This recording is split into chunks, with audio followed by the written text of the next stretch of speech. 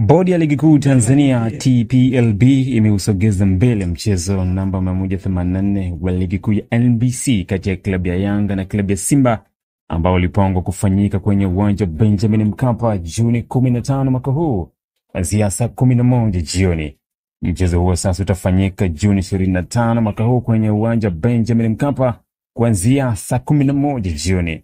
Bodi inazitakia maandalizi mema klabu za Simba na Yanga kuelekea mchezo huo. Imetolewa na idara ya habari na mawasiliano Bodi ya Ligi Kuu Tanzania TPLB Juni 13 mwaka 2025. Ili kuwa mwanafamilia bora wa Global TV, usisahau kusubscribe, like, kushare na kucomment.